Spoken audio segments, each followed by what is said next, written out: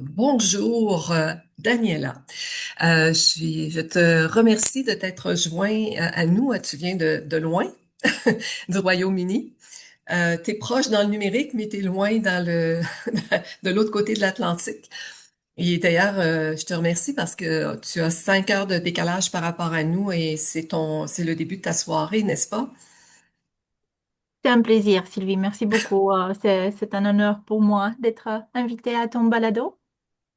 Alors, si tu veux te présenter, j'aimerais bien découvrir un peu comment ça se passe de l'autre côté de l'Atlantique. On va regarder ton parcours à toi, ce que tu fais, et puis un peu plus tard, on enchaînera aussi, on va déboucher sur la situation dans l'Union européenne, peut-être pour faire un petit constat entre ce qui se passe de votre côté de l'Atlantique et de notre côté aussi.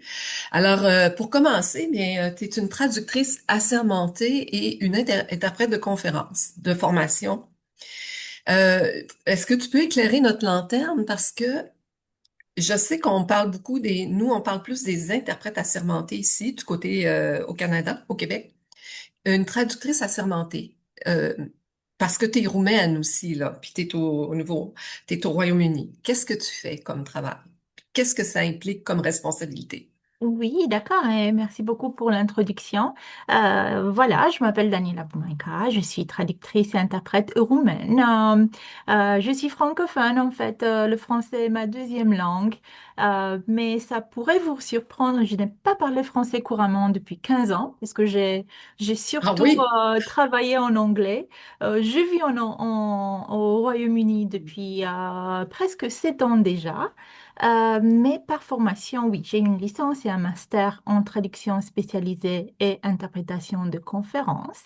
Par ailleurs, j'ai commencé en tant qu'interprète de conférences et j'ai travaillé pendant 5 ans dans tout ce qui est, oui, tout ce qui est conférences en Roumanie. J'ai beaucoup voyagé en Europe. Et entre-temps, pour expliquer un peu quelle est la différence entre un traducteur spécialisé et un interprète de conférence. Mhm. Euh, je me suis aussi fait assermenter en Roumanie. Le processus en Roumanie, c'est qu'il faut déposer son dossier auprès du ministère de Justice. Selon les diplômes, il faut des recommandations. C'est un système assez proche de la France. Et on devient traducteur et interprète assermenté. Ça veut dire que je peux travailler pour tout ce qui est interprétation en instance, ça veut dire à la cour, à la police, je ne sais pas, tout ce qui est relatif au système judiciaire. Et en même temps, je suis traductrice assermentée pour tous les documents qui doivent être signés, qui doivent être tamponnés ici au Royaume-Uni. Ça veut dire que je travaille beaucoup avec l'ambassade de Roumanie par leurs 4 consulats. Mais tous mes collègues en Roumanie, ils travaillent encore pour tout ce qui est traduction assermentée. Ça existe toujours en Roumanie. On est très bureaucratique de ce point de vue. Pour tout ce qui est enregistrement de divers types de documents, il nous faut les documents physiques avec la signature et le cachet du traducteur. Je pense que c'est peut-être similaire aussi au Canada. Alors, j'ai plusieurs, disons, formations, interprétation de conférences, traduction spécialisée. J'ai commencé en tant que traductrice spécialisée en domaine médical. J'ai fait un Mhm. stage, qu'on parlait tout à l'heure, en Mhm. France pendant ma troisième année d'études. J'ai beaucoup aimé la traduction médicale. On traduisait aussi des brevets d'invention, ce qui était à Oh, l'intersection wow! entre domaine médical et sciences, ce qui pour moi, parce que j'aime beaucoup la documentation, j'aime beaucoup la terminologie, ainsi de suite, c'était excellent. Et ensuite, en Roumanie, entre les conférences, j'ai travaillé pendant beaucoup d'années en traduction scientifique et traduction technique parce que mes parents sont ingénieurs en construction, Ah, voilà, et j'adore tout ce qui est technique. Et depuis 6 ans depuis le moment où j'ai déménagé en Grande-Bretagne. Je me suis fait assermenter aussi pour l'anglais. Alors, moi, j'ai une licence et un master en français et espagnol. Mais déjà, pendant une grande période de ma vie, j'avais appris l'anglais. Je me suis fait assermenter pour l'anglais et aussi, j'ai commencé à étudier le domaine juridique. J'ai beaucoup aimé. Et depuis 6 ans déjà, je travaille surtout dans le domaine juridique et médical en traduction assermentée ici au Royaume-Uni. Moins en interprétation de conférences parce qu'il n'y a pas autant de demandes au Royaume-Uni. Ouais. Ah, Mhm. évidemment, il n'y a pas beaucoup de Roumains qui voyagent. Aussi, le voyage, s'il y en a des délégations officielles, voilà, ils prennent leur interprète, ils viennent avec leur interprète de Roumanie. Et voilà, c'est mon parcours. Je travaille avec des personnes, avec des citoyens roumains et leurs familles, leurs membres de famille. Je travaille beaucoup avec des bureaux d'avocats, notaires, comptables et toutes les professions connexes, et avec les organismes de l'État britannique pour tout ce qui est traduction. En fait, ce que je vois de plus proche par rapport à nous, on est membre de l'OTSIAC. Je pense qu'on est un des seuls pays au monde d'ailleurs à avoir un ordre des traducteurs. Et ce que nous on fait, pour avoir le droit de pratiquer dans certains domaines, ou avec certaines paires de langues, on a l'agrément. Alors nous, on est traducteur agréé ou interprète agréé ou rédacteur agréé ou qu'est-ce qu'il y a aussi? Ouais, c'est ça, rédacteur agréé, réviseur agréé aussi. Alors nous, on a le terme agréé ou en anglais certified. Je sais pas, assermenté, c'est sworn en anglais. Oui, c'est C'est ça, c'est c'est ça? sworn. OK. La Je pense que différence c'est ça qui est le est, plus proche la là, mais différence c'est pas tout est à fait juste que pareil. tout ce qui est sworn ou assermenté, c'est plutôt pour le domaine juridique. Et certifié ou agrégé, je pense que vous avez dit, c'est plutôt pour les autres domaines de spécialité. Et on a ce même, OK, vous on a avez ce aussi ça. processus. Oui, en Roumanie, par exemple, si on veut travailler dans le domaine médical, on passe les examens et après on reçoit une attestation, un certificat pour ça et pour tous les autres domaines.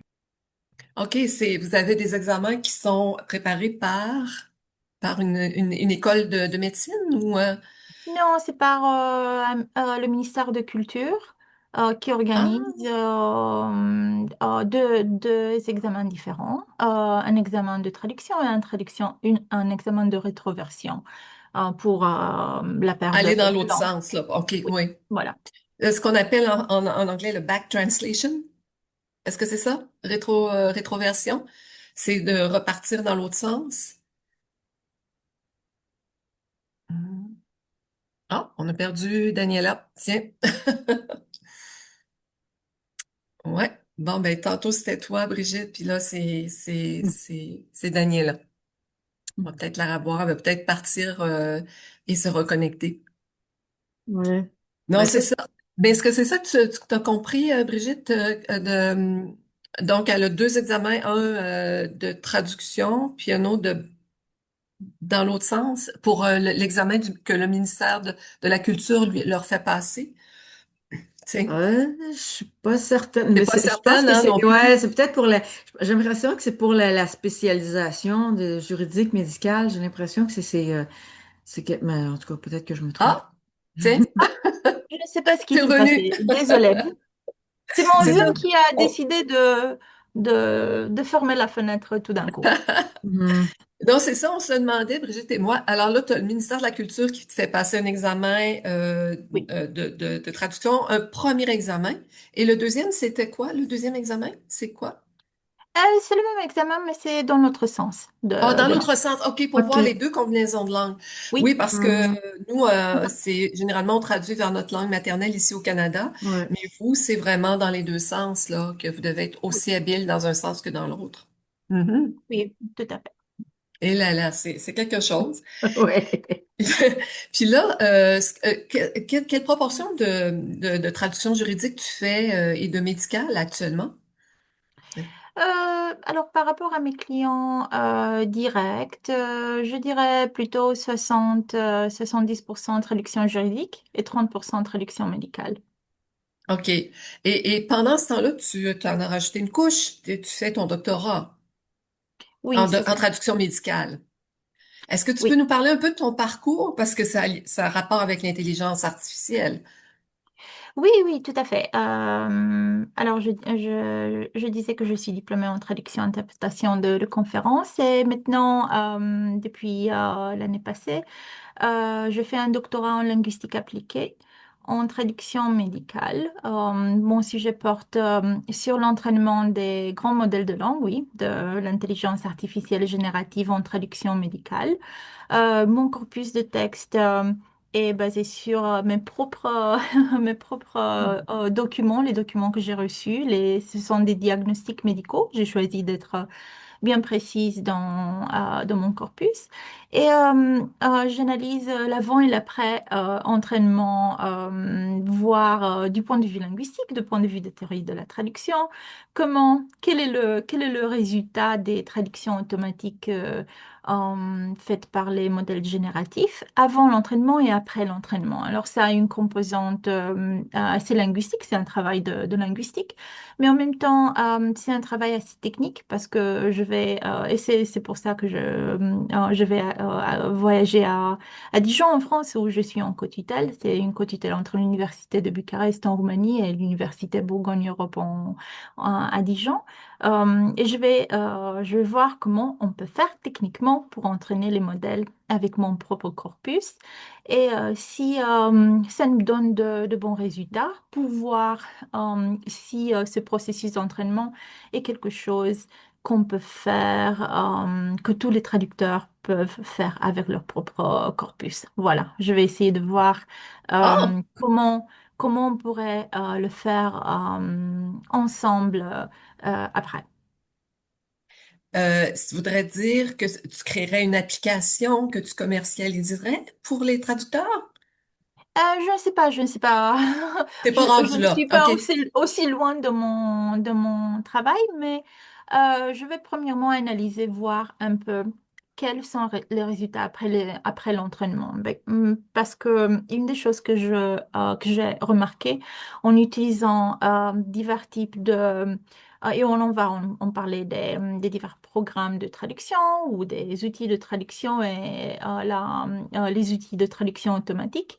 C'est que les outils de traduction automatique ne fonctionnent pas très bien parce que d'un côté, la terminologie n'est pas toujours respectée, ce dont on parlait Oui. avant.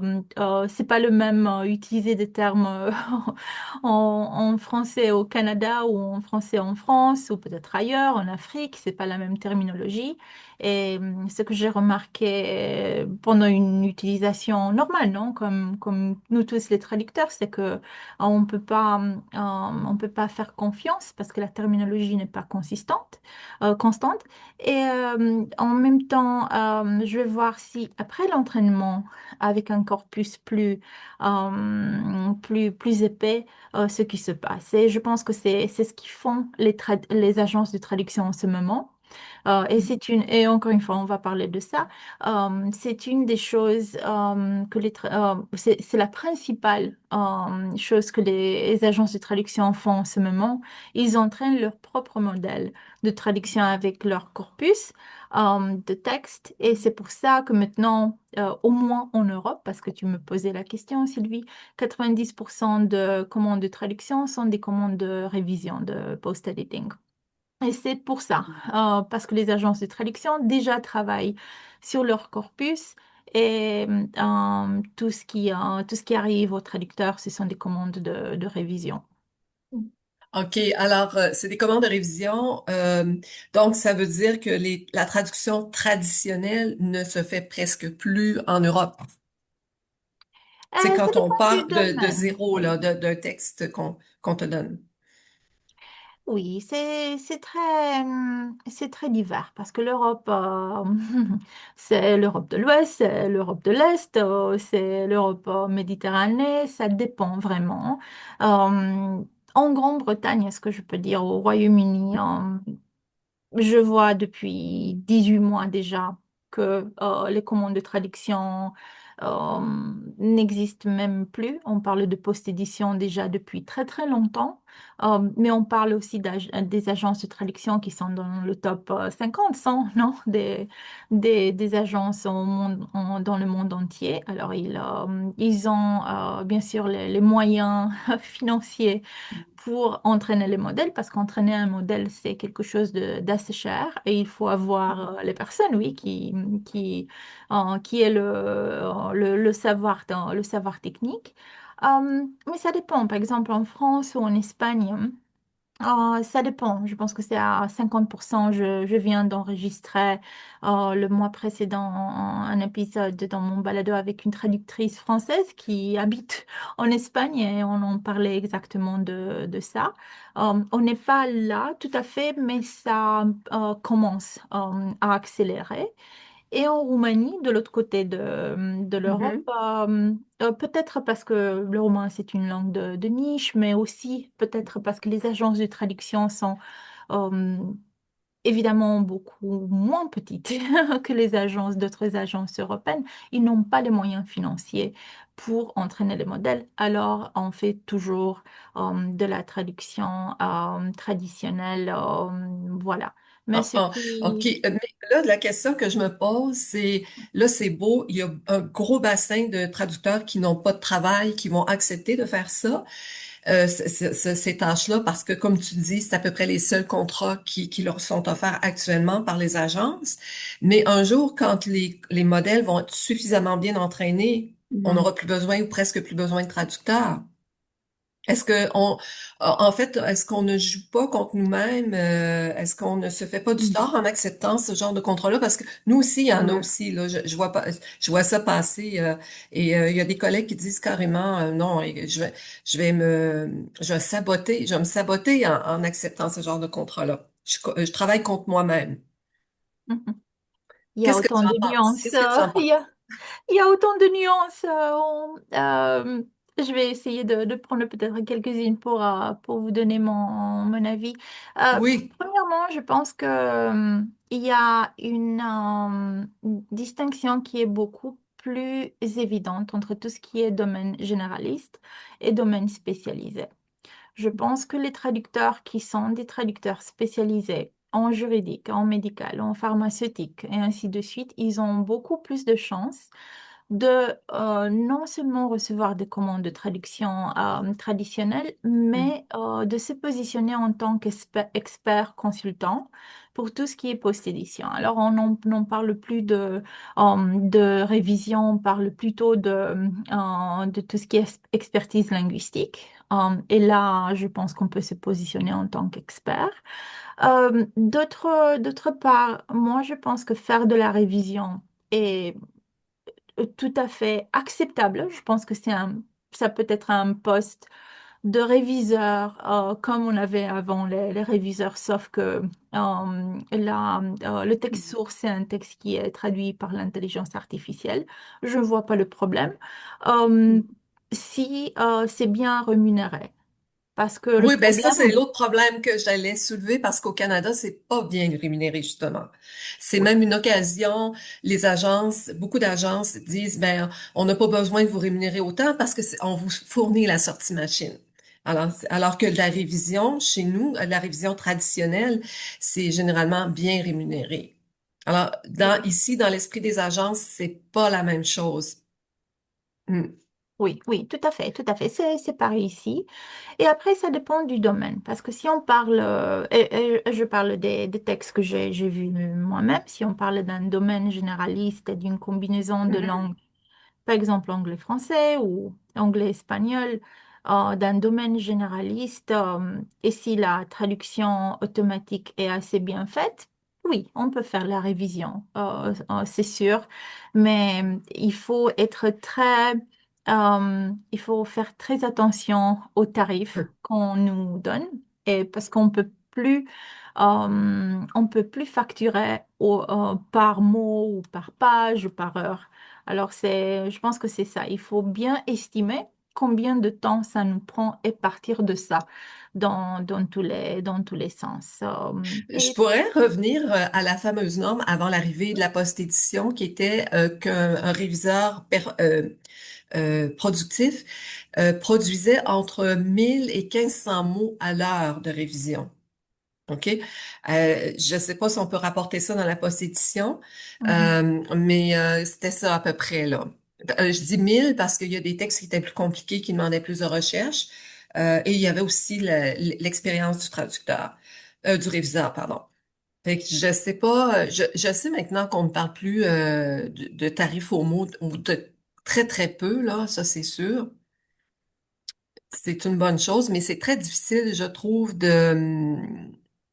de mettre un prix correct sur le travail qu'il y a à faire parce que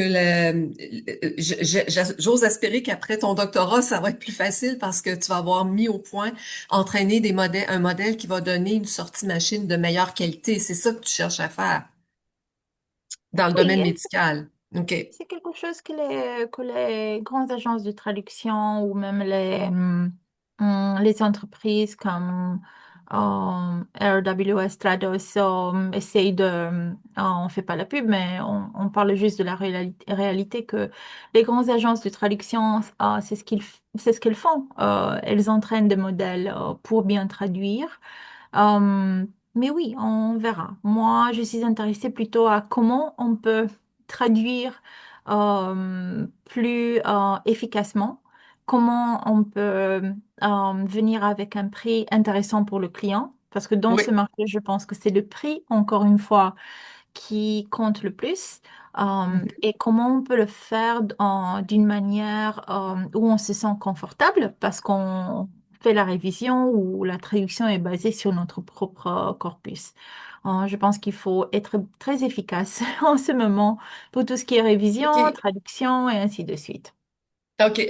Corrige-moi si là, je t'écoute parler. Donc, ton doctorat, tu veux, à partir des résultats que tu vas obtenir, euh, offrir aux traducteurs en médical une solution pour entraîner leur propre corpus pour être plus efficace, faire des revenus plus intéressants.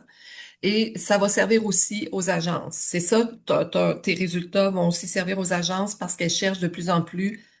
Elles sont déjà engagées dans cette voie-là. Elles veulent entraîner le mieux possible leur corpus. Ça va servir aux deux, autant aux traducteurs qu'aux agences. C'est ça Non, un non, peu, non, là, je ne prends pas en considération les agences. Je parlais juste juste pour de les traducteurs, l'environnement dans l'environnement. lequel on est en ce Mhm. moment, oui. Mhm. OK. Là, je comprends un petit peu mieux. Ben, en tout cas, on va suivre ça. Comment on peut suivre les résultats? Est-ce que tu vas, ou est-ce que tu as publié des articles sur tes résultats ou qu'on peut Non, consulter? pas encore, parce que je suis dans ma première année de doctorat, alors il me faut encore 2 ou 3 ans pour avoir des résultats plus précis. Et on verra.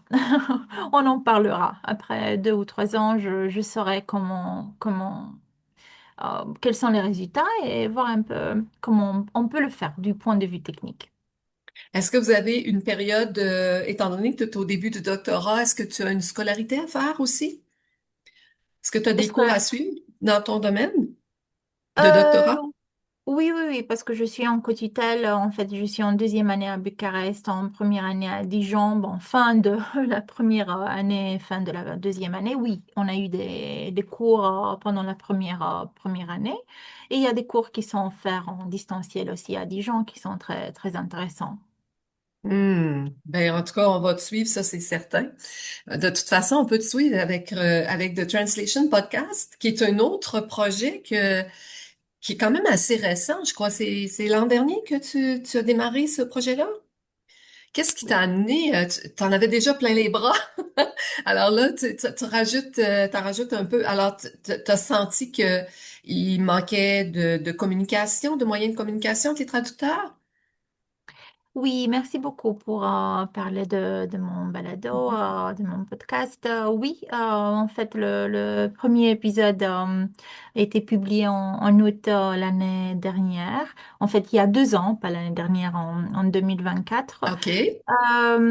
C'était juste 2 mois ou quelques mois après le lancement de ChatGPT. Bien sûr, le modèle a Oh, été lancé auparavant, mais ça a commencé à être utilisé. Il y a eu comment dire, une vague de peur au sein des traducteurs. Et moi, j'ai Mhm. participé à quelques conférences ici au Royaume-Uni et je me suis rendu compte que les traducteurs étaient presque en panique, vraiment. Et ils étaient très démotivés. Et comme je travaille en informatique en parallèle, et déjà, je connais le domaine de l'intelligence artificielle très bien.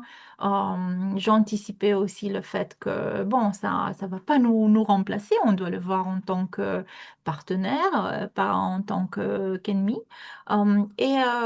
Ça m'est venu à l'esprit l'idée de faire un premier épisode avec une collègue interprète allemande et c'est exactement de ça dont on a parlé dans le premier épisode. Et j'ai pensé que c'est très, très utile de motiver les traducteurs, de leur montrer que non seulement on a besoin, le monde a besoin de nous, mais il y a autant de choses qu'on peut faire. Et chaque mois, je publie un épisode avec quelqu'un d'autre. J'essaie de trouver des personnes dont le profil est vraiment très intéressant et qui vient avec des informations nouvelles, innovatives pour motiver et aussi oui, encourager les traducteurs à voir que, mon Dieu, il y a autant de choses qu'on peut faire. d'ailleurs, je trouve ça intéressant, ta formule. Tu la présentes, présentes l'entrevue sous la forme de reels, hein, de petites vidéos Oui, euh, dont tu sors les passages les plus significatifs, les plus importants à tes yeux, là. C'est ça? oui, j'essaie de, parce que là, on vit dans un monde où on consomme du contenu le plus court possible et Oui, oui, c'est ça. pour accrocher un peu les traducteurs et interprètes ou peut-être les passionnés de langue à regarder les épisodes. Voilà, j'essaye de mettre ce contenu sur les réseaux médias parce que chaque épisode dure 1 heure et Mhm. quart, 1 heure et 20 minutes, mais c'est très condensé et j'essaye pour chaque épisode de bien me préparer, de préparer les questions pour que ça soit très, très utile pour les gens qui nous entendent. Et tu travailles dans les langues, enfin, en roumain, en français et en anglais. Oui, C'est, oui, oui. Je pensais pas en roumain parce que je fais pas le podcast en roumain, mais j'ai des épisodes. J'ai commencé en anglais et après je me suis dit, ah, tiens, pourquoi pas faire des épisodes en français ou en espagnol parce qu'il y a une communauté énorme francophone et hispanophone au monde et ça m'a vraiment surpris. L'épisode qui a eu le plus de visualisation était un épisode avec une traductrice très connue au Guatemala, en Amérique centrale. Ça fait 6000 visionnements. Voilà. ah, ben c'est fantastique. Et on peut te trouver où sur les plateformes comme Spotify, YouTube? Oui, sur toutes les plateformes. Le podcast s'appelle The Translation Podcast et vous pouvez le trouver sur n'importe quelle plateforme, Apple Podcast, Spotify, YouTube et Amazon Music. Ah, c'est bien. Alors, si on revient à ton doctorat aussi, on a fait une petite digression là vers ton podcast. Je crois que aussi tu veux, il y a toujours le problème des hallucinations hein, avec les modèles de langue. On m'a dit que ça ne disparaîtrait jamais complètement les hallucinations. Je pense que elles vont réduire, elles ont diminué beaucoup, mais il en restera toujours. Oui, oui, et au début, c'est impossible de se rendre compte que les modèles hallucinent. Parce qu'on ne sait pas si les informations sont correctes ou non. Il faut toujours demander quelles sont les sources des informations. Parce que les modèles sont, je vois les modèles d'intelligence artificielle de type génératif conversationnel, comme ils s'appellent. Ce sont des modèles qui sont entraînés sur les informations qui existent déjà sur Internet, oui. C'est juste une variante beaucoup plus avancée de Google ou de Bing. Mais ils n'ont pas la capacité d'interpréter les données d'une manière 100% correcte. Voilà. Et c'est pour ça qu'ils hallucinent. Ils essayent de trouver une réponse qui parfois n'est pas correcte.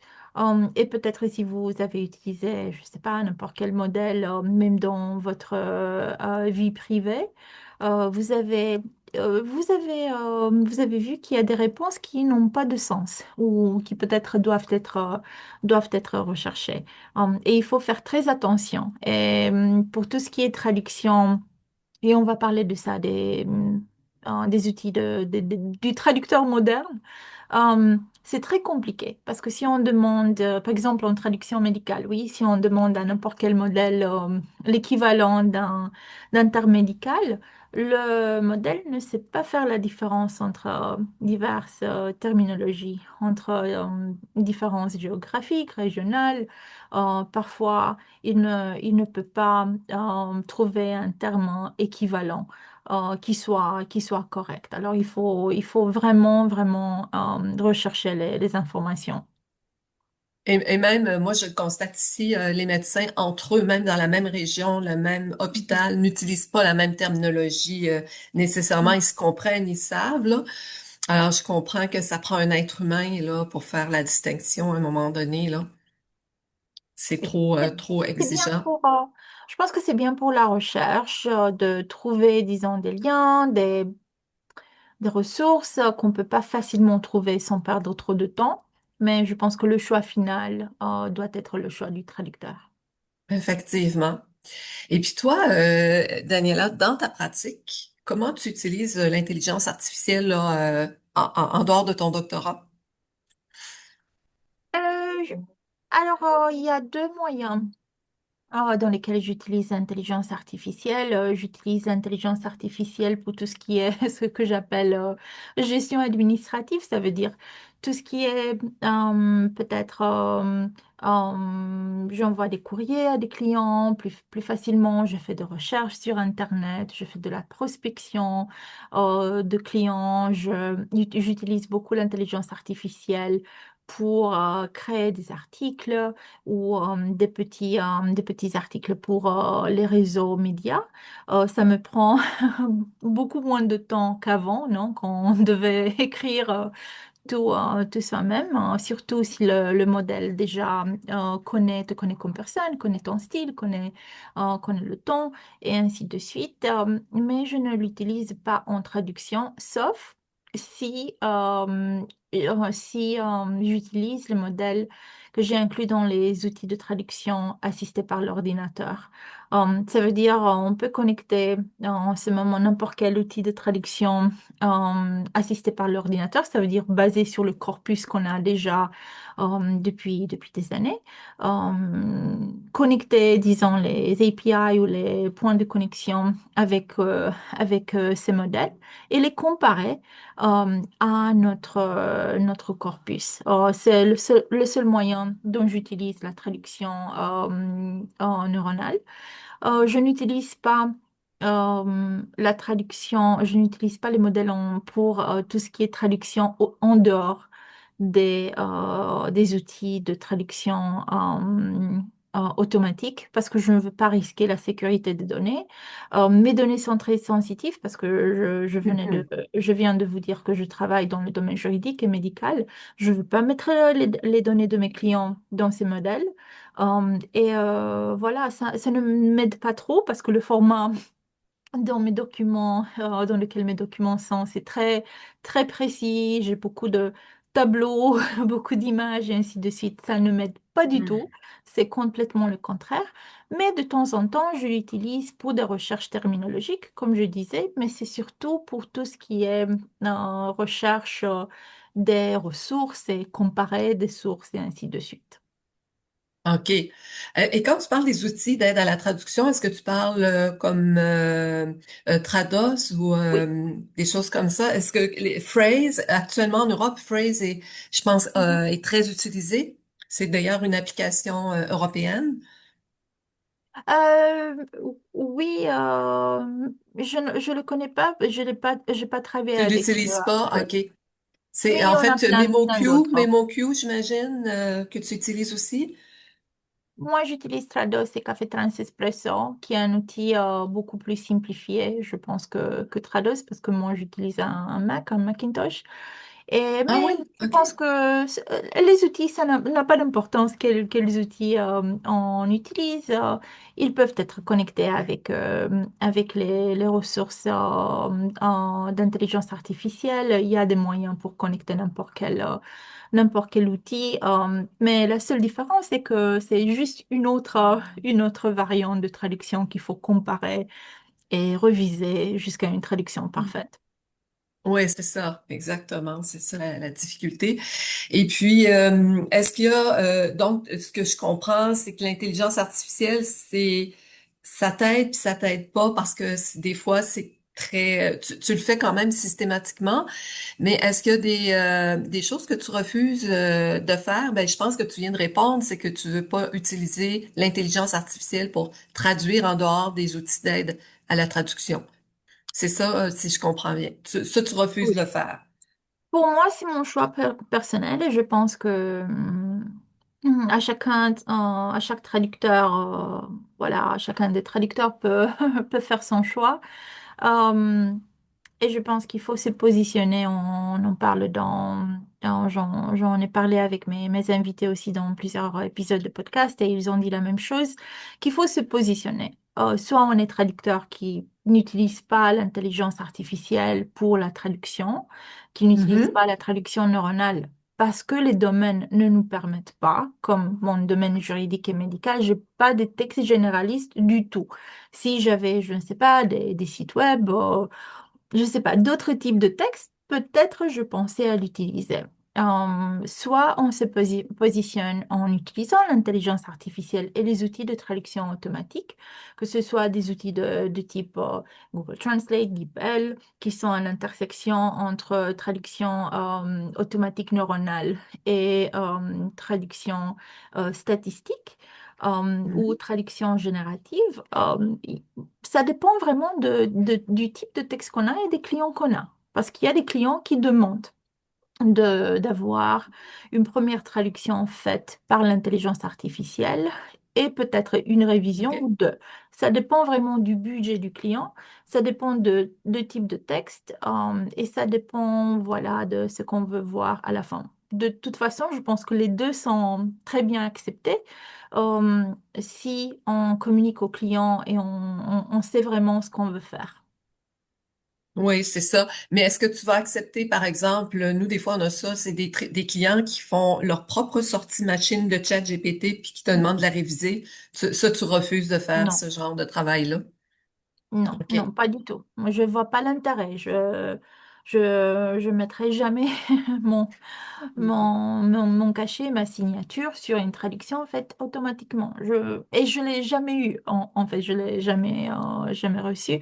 Je pense que j'ai seulement une fois, j'ai reçu une commande d'une cliente à moi qui m'a demandé de lui traduire un texte. Elle pourrait être pour faire la moitié de mon travail parce qu'il y avait beaucoup d'acronymes. Elle a essayé de les chercher avec l'intelligence artificielle. Mais j'ai dit il faut pas se préoccuper, je m'en débrouille toute seule. Ben oui, c'est ça, exactement. Je pense que c'est comme ça qu'il faut voir ça. Et Oui. puis, Et c'était mauvais du coup. C'était pas l'acronyme qu'il nous fallait. ces fameux acronymes. Puis, est-ce que tu vois un lien entre les traducteurs comme toi qui sont proactifs, qui utilisent l'intelligence artificielle, puis les traducteurs qui ont du mal à trouver du travail? Est-ce que tu penses que ceux qui ont du mal à trouver du travail, c'est parce que ils ont pas, ils ont résisté au changement, puis ils n'ont pas accepté de d'utiliser l'intelligence artificielle? Est-ce que Je pense qu'il y a un pas intermédiaire entre ces deux étapes, de passer, je veux dire, passer de la traduction traditionnelle à passer à la révision des textes qui sont faits par l'intelligence artificielle. Et je pense que le pas intermédiaire, c'est celui de se digitaliser. Ça veut dire d'être beaucoup plus ouvert à utiliser la technologie.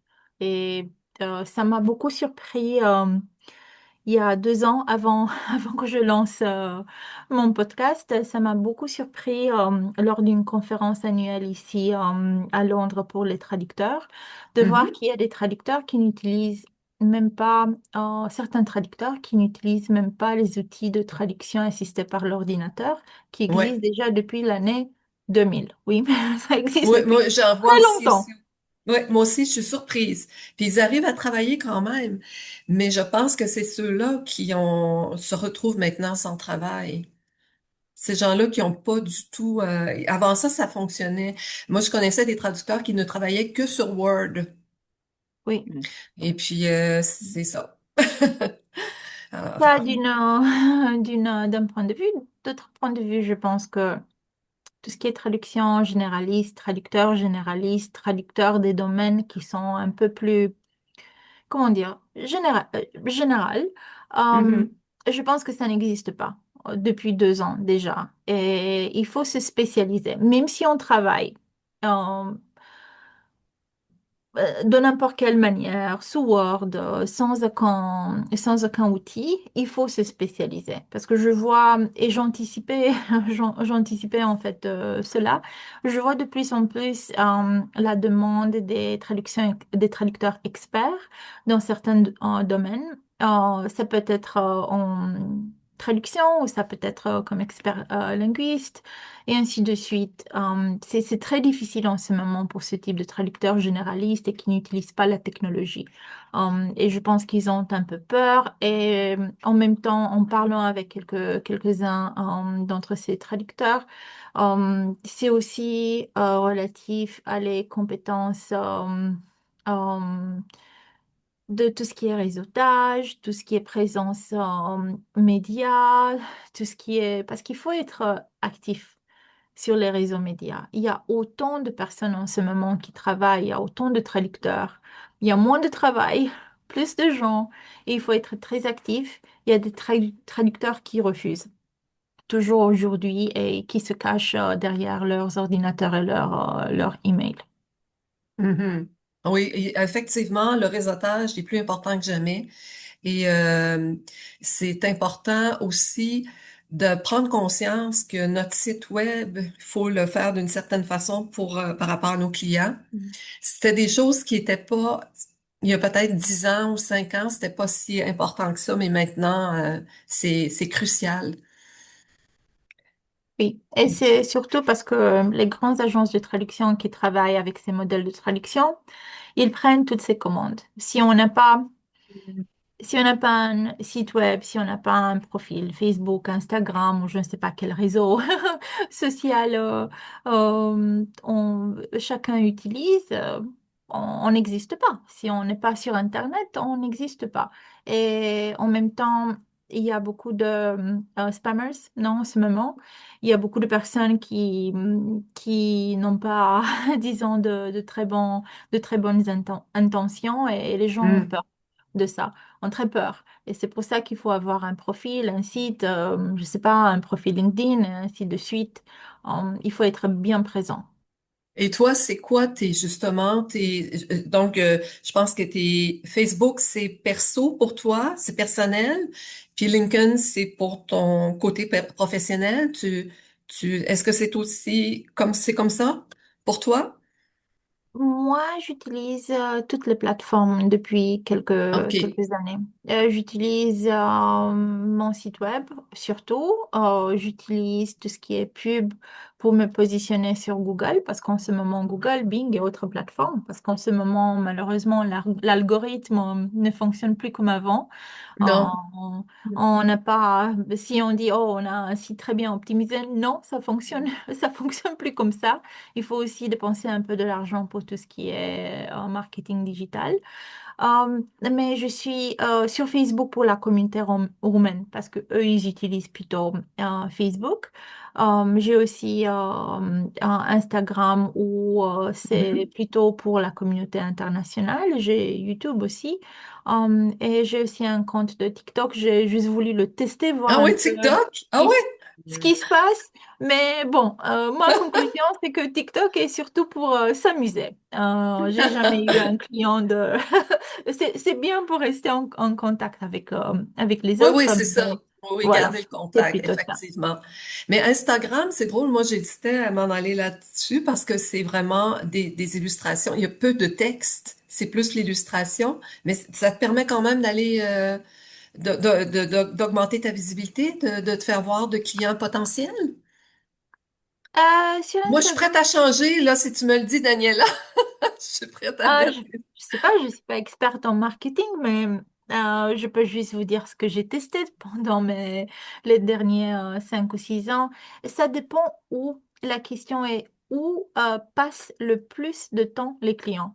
Si c'est plutôt Ah, des ah, ah, ah, ah, ah. entreprises, c'est surtout LinkedIn. Si on parle des personnes, des individus, c'est plutôt Instagram pour ceux qui sont plus jeunes et Facebook pour ceux qui sont un peu plus âgés, ou ça dépend aussi de la démographie. Comme je vous disais, en Roumanie, on aime plutôt Hmm, Facebook.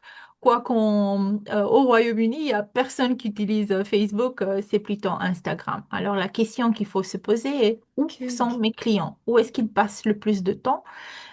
Et il faut faire beaucoup de contenu vidéo. Euh, Oui, le c'est ça. contenu vidéo fonctionne beaucoup mieux en ce moment que tout ce qui est contenu photo ou texte et ainsi de suite. Et voilà.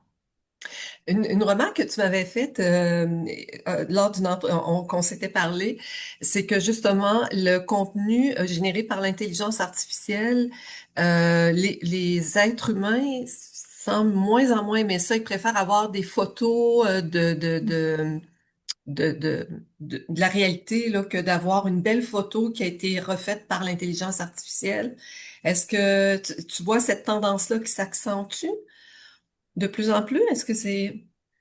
Oui, merci de poser cette question parce que c'est intéressant aussi pour les personnes qui nous écoutent ou qui Oui, nous suivent. effectivement. De voir quelle est leur opinion. J'aimerais beaucoup qu'ils nous font un petit commentaire en écoutant la vidéo. Je pense et c'est ce que j'ai remarqué depuis déjà 12 mois. Il y a 18 mois ou même 2 ans, 10 ans, quand ChatGPT et tous les autres modèles ont été lancés, c'était très moderne, très intéressant de créer des photos avec ce type d'application. Ça a beaucoup changé dans le sens qu'on a commencé à créer des vidéos. Sur YouTube, on peut voir beaucoup de vidéos où il y a la voix doublée. Mais le contenu, c'est clair que c'est de l'intelligence artificielle. Et ça a été très sympa, premièrement, ça a été une curiosité. Mais en ce moment, je pense on a même une aversion à tout ce qui est contenu Généré par artificiel. l'intelligence C'est artificielle, hein, comment c'est ça. j'appelle contenu artificiel. Et c'est parce que et j'ai lu quelque part un article où c'était un épisode qui parlait exactement de ça, que le cerveau se rend compte immédiatement si une image est fausse, Ouais. même avant qu'on le sache, qu'on peut l'articuler. Le cerveau sait déjà que c'est une image fausse, sait que c'est une vidéo fausse et rejette tout ce type de contenu. Même les articles ou même les petits bouts de texte qui sont écrits par n'importe quel modèle, où il y a les emojis, oui, les petits émoticônes et ainsi de suite. Déjà, on se rend compte. Et je pense que les personnes, nous, on a besoin du contenu authentique. C'est pour ça que On regarde partout dans les réseaux, sur les réseaux médias. On veut du contenu authentique, que ça soit imparfait. Des photos, ça n'a pas d'importance ou qu'on ne soit pas habillé de manière professionnelle, mais les gens veulent nous voir, nous, en vidéo ou en photo, mais que le contenu soit authentique. Alors, ça pourrait nous faire perdre des occasions d'affaires d'avoir justement du contenu trop généré par l'intelligence artificielle. Et du contenu authentique peut nous faire augmenter notre chiffre d'affaires un peu, là. On peut voir ça comme ça. Oui, tout à fait. Si avant Mhm. on est passé d'écrire, disons, d'articles de blog, oui, d'articles à main, de les écrire à 100%. Après, on est passé à, non, non, l'intelligence artificielle va écrire les articles pour nous. Maintenant, je pense qu'on est dans un mélange de, oui, on veut être efficace, mais en même temps, on veut pas paraître artificiel. Et ça vaut mieux peut-être de mettre du contenu pas aussi Authentique, fréquemment, hein? Mhm. mais qui Oui. soit authentique. Effectivement. Et le problème aussi, le LLM principal est anglais, est généré par les Américains. Et tout, je sais que nous, quand on fait une demande en français, c'est traduit à partir du LLM anglais. Alors, on a plein de structures de phrases qui sont en train de rentrer dans l'usage, qui sont pas naturelles. Puis ça, je me demande, puis aussi, le danger, c'est qu'on va avoir une uniformisation de la langue partout dans le monde, parce que tout va partir du même LLM américain. En tout cas, il commence à avoir des débats autour de ça, là, de cette préoccupation-là. En tout cas, je pense qu'on va avoir du travail quand même à faire, parce que nous, on est plus en contact avec la langue. Et puis, donc, Euh, je voulais revenir. Quelles sont, selon toi, les erreurs les plus fréquentes dans l'utilisation de l'intelligence artificielle? Alors, c'est ce que tu viens de dire. Autrement dit, c'est de produire du contenu trop généré par l'intelligence artificielle. Ça devient une erreur. Tout à fait, tout à fait. Je pense que ce contenu, disons, le contenu tel quel, ça manque le temps, ça manque le rythme, ça manque la personnalité derrière et on peut se rendre compte tout de suite. Et bien sûr, on peut travailler avec les modèles, on peut les entraîner, mais ça prend beaucoup de temps. Alors, ça dépend de ce qu'on veut faire. On peut passer du temps à entraîner le modèle pour être un peu plus authentique. Soit Mhm, on peut, comme je disais, si on n'a pas le temps de créer du contenu, euh, l'alternative, c'est de créer du contenu vidéo, ce qui est très bien reçu. Mais oui, et on a parlé des erreurs en traduction, on a parlé de la confidentialité, on a parlé du manque de tout ce qui est formatage, du manque de révision, des problèmes terminologiques. Il y en a beaucoup. Mais en tant qu'assistant personnel, si on veut, je pense qu'on peut très bien utiliser les modèles d'intelligence artificielle pour faire la prospection des clients, des tâches administratives. On peut l'utiliser pour beaucoup de choses qui ne soient pas, disons, relatifs à la traduction. Alors, je trouve ça vraiment intéressant. Puis, comment est-ce parce que là, je vois que le temps file, puis j'essaie de toucher à tout ce qu'on avait attendu, on sait sur quoi on s'était entendu. Ah oui, une question que je vois beaucoup, de plus en plus de traducteurs dans LinkedIn ne s'identifient plus comme des traducteurs dans leur profil, mais comme des consultants. Est-ce que tu trouves que c'est une bonne chose? Il y en a qui commencent à dire que consultant consulting, c'est peut-être pas nécessairement ce qu'il y a de mieux là.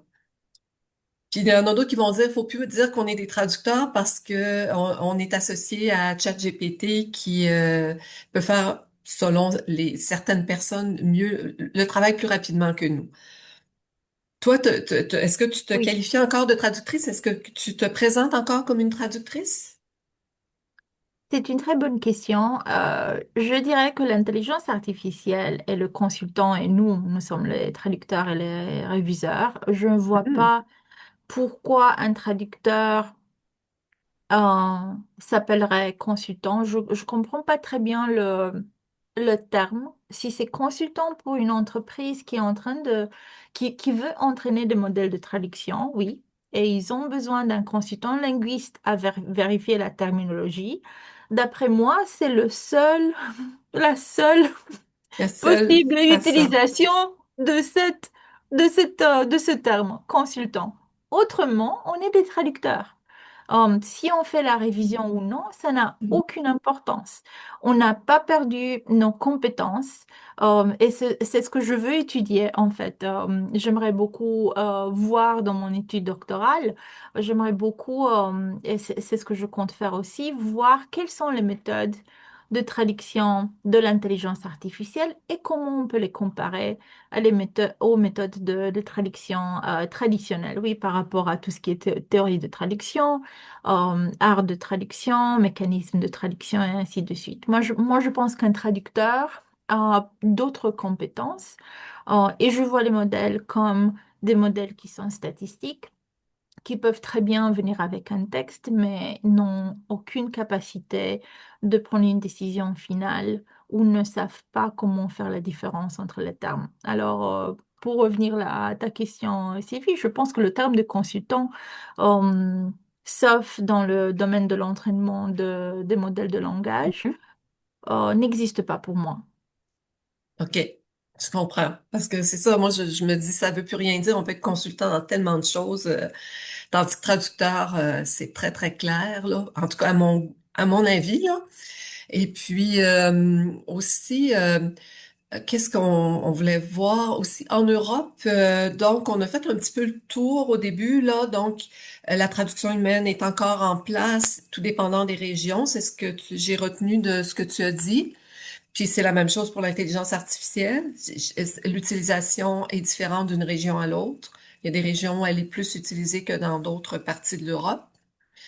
Et puis, je pense qu'on avait pas mal fait le tour. Une dernière question, comment tu vois l'avenir du métier de traduction, de traducteur Oui, dans moi les j'ai le peut-être. temps, on peut, on peut en parler.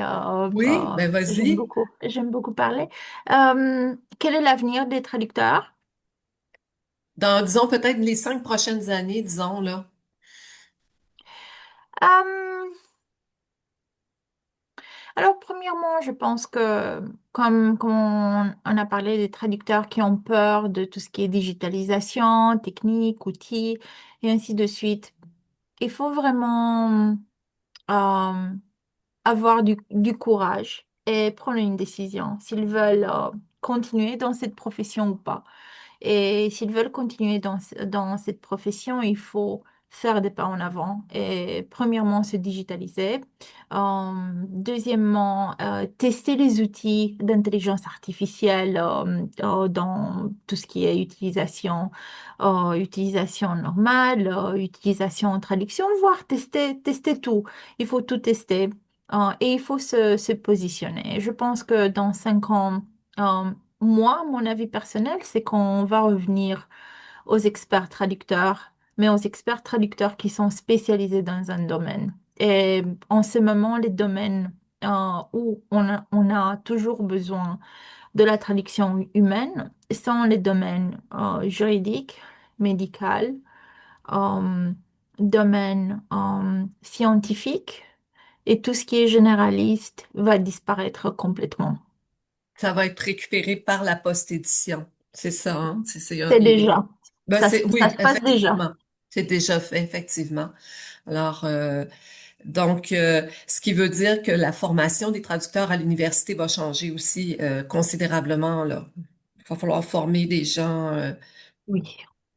Oui, et je pense que je ne sais pas comment se passent les choses au Canada, mais il y a autant de choses qu'on doit prendre en considération quand euh, on est à l'université et on a un programme de traduction, un master ou une licence. C'est que être traducteur, c'est avoir un business, non? Il faut beaucoup d'autres choses, des compétences digitales, bien sûr, mais aussi tout ce qui est compétences entrepreneuriales, tout ce qui est marketing, tout ce qui est compétences en gestion de données, et ainsi de suite. Je pense qu'il faut une formation beaucoup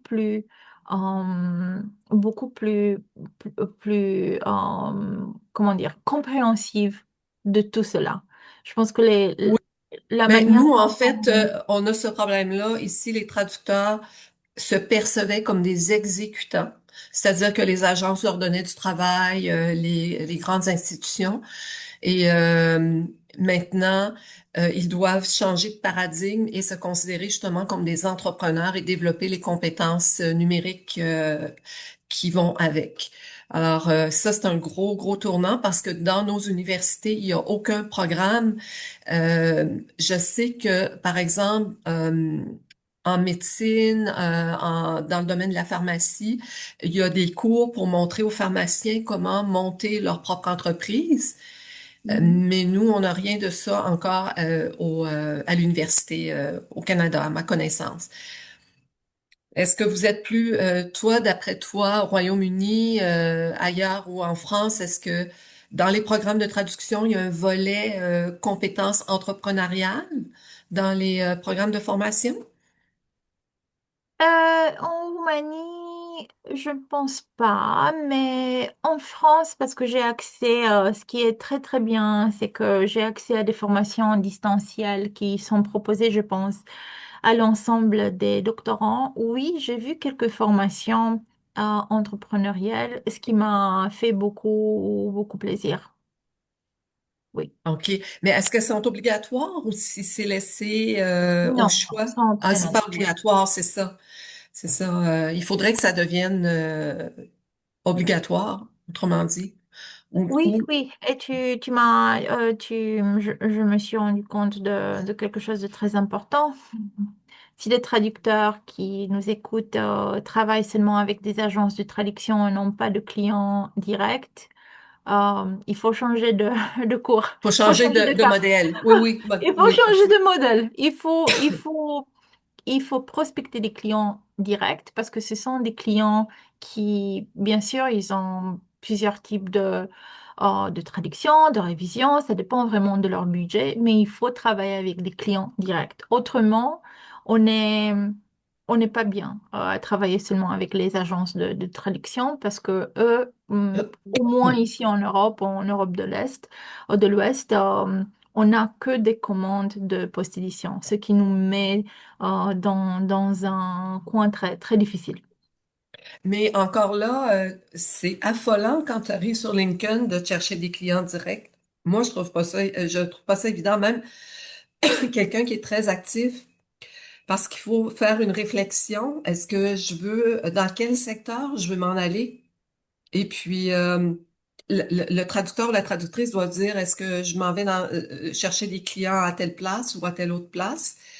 Il faut chercher aussi les secteurs à haut risque. Là, tu parles que le médical, c'est un secteur à haut risque dans ta thèse. Là, je pense que c'est ce que tu m'as donné tout à l'heure Mhm. comme information que c'était à cause des erreurs. Là, mais il n'y a pas juste le médical qui est un secteur à haut risque. Ça peut être, je sais pas moi, les plateformes pétrolières ou des choses comme ça,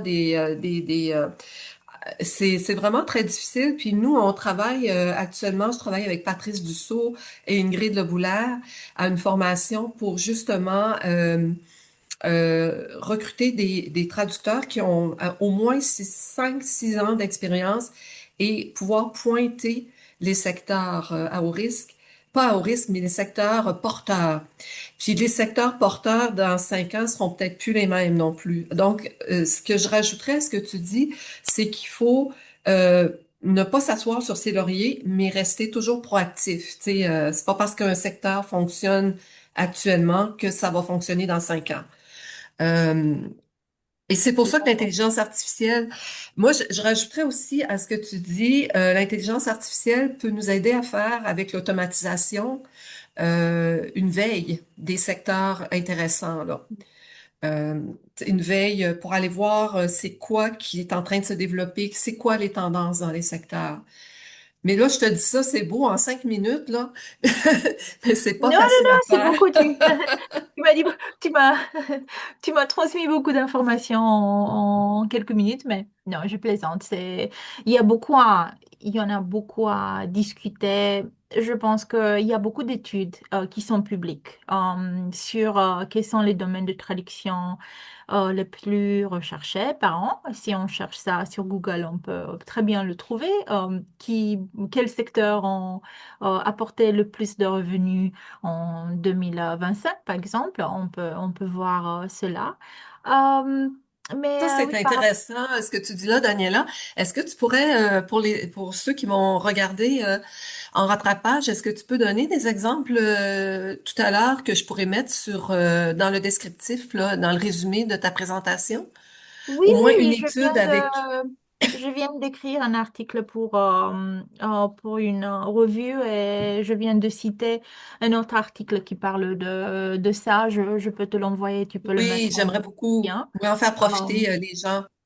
Oui, oui, oui. Et ça parlait de ça exactement, du domaine juridique, du domaine médical, du domaine du sous-titrage aussi.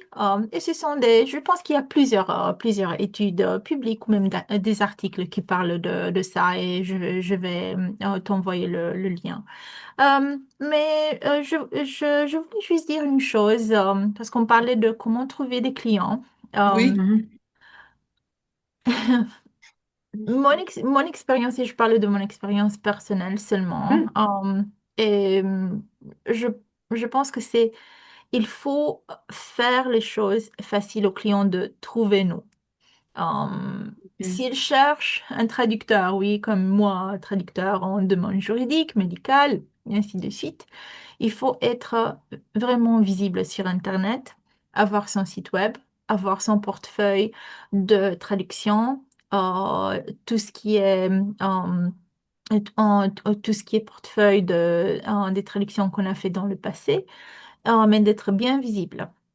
Et d'utiliser aussi un peu de budget pour tout ce qui est pub sur Google et sur le réseau où nos clients sont. S'ils sont sur LinkedIn, tant mieux. On peut utiliser un petit budget parce que je pense que c'est plus facile qu'un client vienne nous demander une traduction que d'essayer d'approcher un client qui n'a pas besoin d'une traduction en ce moment. C'est bien sûr, il faut aborder les deux côtés, mais c'est important de se faire visible. C'est bien.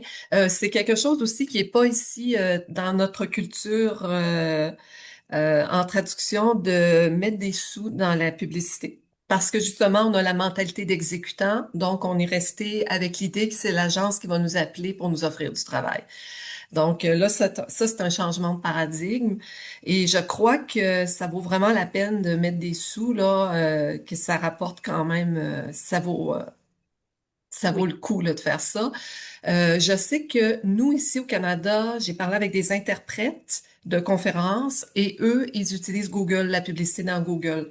Parce que les interprètes de conférences, c'est différent. Souvent, les clients vont arriver, ils viennent de préparer, ils sont en train de préparer un congrès, puis là, c'est dans l'urgence, puis ils se rendent compte que, je sais pas, un conférencier qui arrive à la dernière minute, puis là, ils n'ont pas d'interprète. Alors là, ça marche bien, Google, ici en tout cas. Pour la traduction, je sais pas encore là, si ça marche. Mais je pense faut y penser très sérieusement là. Oui, il faut, il faut, il faut essayer. Parce que moi, Oui, si j'étais à la peau d'un client, pourquoi je travaillerais avec une agence de traduction si je peux travailler avec une personne, avec Sylvie qui est expert dans son domaine? Pourquoi je travaillerais avec une agence dont je sais absolument ça rien c'est du tout? bon. Ça, je trouve ça intéressant ce que tu dis là, parce Mm. que la personne va se dire, si je travaille avec une agence, je vais être un numéro. Ils ont peut-être 100 clients, puis moi, je suis un numéro, puis ils vont peut-être égarer mon texte. Si je travaille avec une personne, je vais établir une relation et non pas une transaction. C'est ça là, que tu veux dire? Tu bâtis une Oui, relation avec ton client. oui, tout Est-ce à que je, fait. Oui, Est-ce que vas-y. je peux me faire l'avocat du Oui, diable? vas-y, En vas-y. revanche, parce que moi, depuis qu'on parle du recrutement direct de traducteurs, moi, je me dis, mais comment faire concurrence aux agences? Parce que les agences ont plus de ressources. Parce que moi, pauvre petite moi, si j'ai pas le temps, ben, j'ai pas le temps. J'ai pas, bon, ça s'arrête à ma petite personne. Tandis qu'une agence a beaucoup d'employés, puis elle a des pigistes, donc elle peut faire appel à toute une équipe. Alors ça a du poids contre nous. Oui. En fait, ce qu'on on cherche, nous, dans le programme de formation, c'est d'abord de viser surtout pas les grosses entreprises qui ont déjà leur service linguistique D'accord. et qui font déjà affaire avec des agences. C'est ce que tu dis, Brigitte. Mhm. Et on va montrer aussi aux gens de ne pas faire affaire avec ce qu'on appelle les start-up en bon français, là, Mhm. Les jeunes les pousses. entreprises en démarrage qui ont besoin de traduction, mais qui n'ont pas le budget parce qu'ils sont en train de démarrer. Alors, ce que nous, on vise dans le programme, c'est les PME, là, les petites et moyennes entreprises, un peu, parce que je sais en Europe, c'est pas tout à fait la même façon de voir les entreprises, mais PME, c'est la même chose que nous au Canada, là. C'est des petites et moyennes entreprises, mais vous autres, vous avez les TPE, les très petites entreprises que nous, on n'a pas, là. On appelle ça plus des micro-entreprises. Mais PME, là, ça serait l'entreprise qui a déjà quelques années derrière elle, mais qui veut prendre un essor, renforcer sa visibilité et qui a du budget pour ça. Mais il faut aller voir la personne qui a la possibilité de prendre la décision. Ne pas s'adresser à un gestionnaire de projet qui, lui, a une cible mettons, pour le 31 décembre, il faut qu'il ait placé tant de textes. Fait que, va pas lui demander d'en rajouter. Lui, il sait déjà qu'il atteint sa cible, fait qu'il n'y a pas de motivation. Les directeurs de marketing, plus ou moins aussi, parce qu'ils ont des cibles à atteindre. Puis ils vont avoir leur bonus à la fin de l'année s'ils ont atteint leur cible. On s'entend là-dessus. Qui a le pouvoir de prendre la décision dans les PME, puis à qui on peut parler? Parce que les grosses entreprises, on peut parler à personne, c'est le comité de direction et tout ça. C'est généralement le fondateur ou la fondatrice de l'entreprise ou les fondateurs, mais un petit groupe. C'est ces personnes-là qui vont dire, ben moi, je suis prêt ou prête à prendre le risque. Les gestionnaires de projet ne veulent pas prendre de risque parce Non. que leur salaire est assuré. Les Mhm. directeurs de marketing non plus, surtout si l'entreprise va bien. Le fondateur, lui, il dit, ben moi, là, je suis en France, ça va super bien, mais là, je vise l'Espagne. Puis là, j'ai besoin d'un traducteur qui va traduire mes choses du français vers l'espagnol.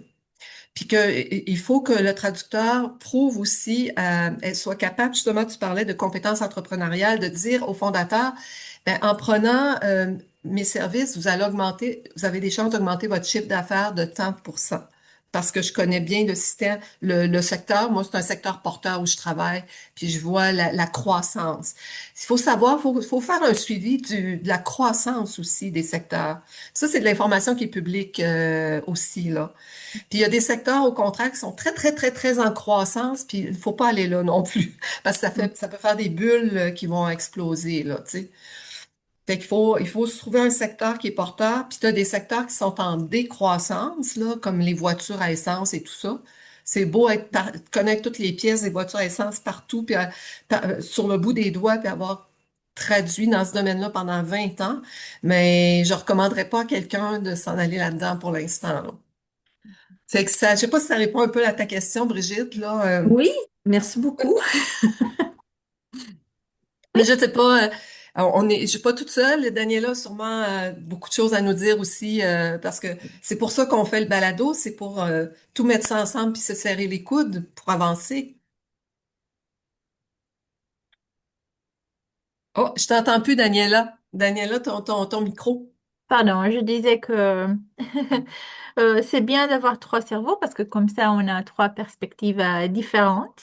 C'est ça, Et c'est exactement. très, très sympa. Oui, moi, je dirais, un traducteur a aussi son propre business, non? Comme une agence de traduction. Si une agence de traduction dépenserait des mille et des mille d'euros ou de dollars pour le marketing, pourquoi le traducteur ne dépenserait lui aussi 100 € pour la pub? Parce C'est que moi, ça. c'est mon budget, je vais être très honnête avec nos écouteurs. C'est le budget que moi j'ai chaque mois et je vous dis que ça, chaque mois j'ai peut-être 30 ou 40 clients qui m'écrivent sur Google ou Ça, sur à la social suite, puis media. en lien avec l'investissement que tu as fait. Oui. C'est Et ça. en même temps, parce qu'on parlait de LinkedIn, bien sûr, on peut contacter les clients directement, ces gérants de petites Oui, entreprises ou moyennes entreprises. Et une fonction ou un abonnement qui est très bien pour ça sur LinkedIn s'appelle LinkedIn Sales Navigator parce qu'on peut filtrer par domaine, par exemple, je ne sais pas, domaine médical, dispositifs médicaux, disons. On peut choisir les personnes clés de l'entreprise et on a déjà les contacts directs de cette personne. exactement. Et Non, c'est les c'est de filtres, c'est ça. l'argent C'est très bien ça. dépensé. C'est ça, oui, effectivement. C'est par ces filtres-là, puis on peut voir les personnes. C'est pas sûr à 100%, mais on peut déjà avoir une idée à qui, Brigitte, on peut s'adresser pour voir qui sont les fondateurs. Et puis, on peut entretenir aussi, entrer dans les mêmes groupes de discussion que ces gens-là.